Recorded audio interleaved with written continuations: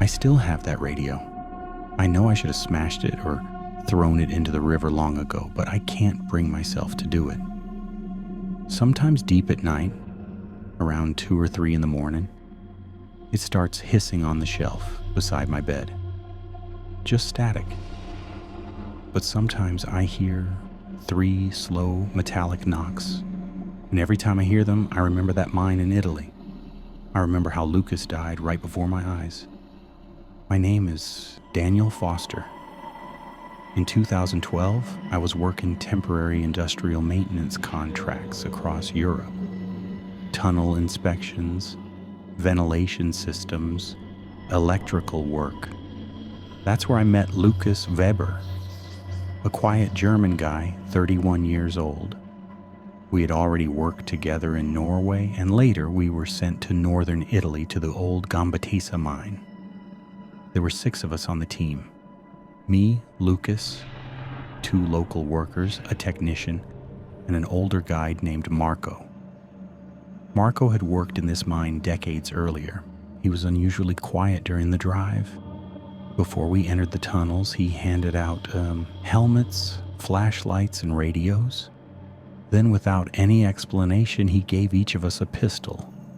When I asked him why the hell we needed guns for a regular inspection, he just looked at me and said, "Just in case." He refused to explain further. Down below, the mine was filled with thick, dense fog that barely dispersed even under powerful flashlights. It hung in the tunnels like a milky veil. Our team split up. Lukas was working in the lower section while I was on an old technical platform higher up, on a raised area that couldn't be reached without a ladder. Between us was a deep chasm from an old collapse.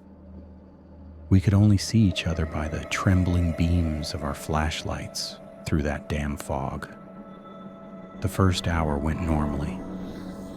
Then Lukas called over the radio and asked if I could hear it. 3 heavy metallic knocks echoed through the mine. I pointed my flashlight downward and saw something very large moving behind Lukas in the fog, hunched over, with long arms nearly dragging along the ground. It moved in a strange, unnatural way. "Lukas, behind you!" I shouted. He started to turn, but the creature had already lunged. I saw everything through the fog. It stretched out a long arm and grabbed his head. Its fingers closed. Lukas's body jerked sharply, then went completely limp. His legs buckled and he collapsed onto the stones. The flashlight slipped from his hand, rolled across the edge, and fell into the abyss, disappearing into the thick fog. I stood on my elevated platform, completely cut off, and could do nothing. The fog quickly thickened and completely hid the spot where Lukas had fallen. Then I heard movement below. The creature was climbing toward me. I grabbed the pistol Marco had given us and fired several shots into the fog where it was moving. A piercing screech rang out, inhuman, high-pitched, like tearing metal. The creature retreated. I don't know if I wounded it, but it disappeared deeper into the mine. I stood there, unsure what to do. Part of me screamed to run upward immediately, while another part said I had to go down and check if Lukas was somehow still alive. For about 5 minutes, I struggled with doubt, repeatedly trying to contact Lukas on the radio. There was only heavy static on our frequency. Nothing, not a single word. Finally, I made up my mind. I walked over to the old metal ladder and grabbed the cold railing. At that exact moment, Lukas's voice came from the radio. "Hey Daniel, is everything okay up there?" I yanked the radio out of my pocket so hard I nearly dropped it. "Lukas? What the hell happened? Where are you?" "Thank God you're alive," he replied.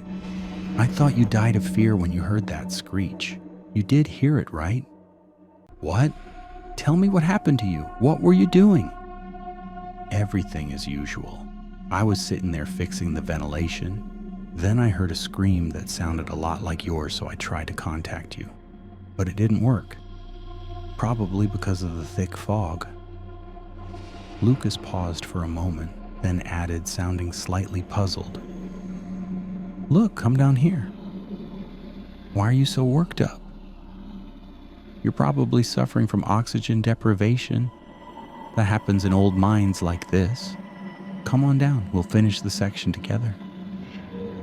Lukas, I saw it grab your head. I saw you fall. What? There was genuine confusion in Lukas's voice. Daniel, what are you talking about? I'm standing here talking to you. Nothing happened to me. You're definitely overreacting. But I saw it with my own eyes. You collapsed. Your flashlight fell into the abyss. Lukas went silent again. When he spoke next, the confidence was gone from his voice, replaced by bewilderment. Wait. I remember standing up, and then someone definitely grabbed me from behind by the head. What? What happened next? Lukas answered in a quiet, completely calm voice. I heard a crunch. The crunch of my own skull. My legs nearly gave out, and I almost fell off the ladder. The radio continued speaking in the same even tone. Daniel, it looks like I was killed. He said it almost mockingly, still calm. A second of pain and then emptiness. I'm talking to you right now, but I'm not here. The next second, wild, inhuman screams burst through the radio, and through that nightmare, I barely caught his last words. Daniel, it's coming for you. After that, the radio went silent. Wait, I'm coming, I shouted and began descending. The ladder was old, rusty, and shaky. Every step sent pain through my hands, and my feet slipped on the wet rungs. The fog wrapped around me, making visibility almost zero. I descended slowly and carefully, feeling the metal steps tremble under my weight. My heart was pounding so hard, it felt like it would burst out of my chest. When I finally reached the bottom, I limped heavily toward the place where I had last seen Lukas. About 10 meters away, I felt a powerful shove in my back. There was no point in turning around. The impact threw me forward. I crashed onto the stones, badly hurting my leg. When I rolled onto my side trying to get up, I realized I was limping badly. The creature was close. It was half dead itself. It must have fallen while trying to climb the ladder after me, smashing through most of the old support beams and taking several bullets. Its body was broken, one arm almost torn off, but the other still moved. It was crawling toward me, making a low rasping sound. I pulled out my pistol and started firing, shot after shot. The creature twitched, but kept crawling. With the last bullets, I finished it off in the head. After it finally went still, its remaining arm made one last lunge and struck me hard in the side, tearing my jacket and leaving deep, ragged wounds.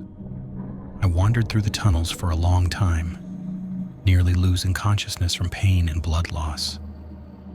Fog, darkness, and the echo of my own footsteps. But eventually I found the way out. I emerged on the surface and collapsed beside the road. They found me in the morning. Long interrogations, doctors, police. I kept repeating the same thing. The creature killed Lukas. It crushed his head right in front of me. No one believed me. They talked about oxygen deprivation, hallucinations, and stress. A few days later, when I'd recovered a bit, we returned to the mine with the police for another search. There was no body of Lukas, no blood, no corpse of the creature, nothing, as if none of it had ever happened. The radio never spoke again after that. No voices, no knocks. But I still keep it. And sometimes at night, around 2 or 3 in the morning, I wake up and stare at it. because deep down I know Lucas never really left that mine.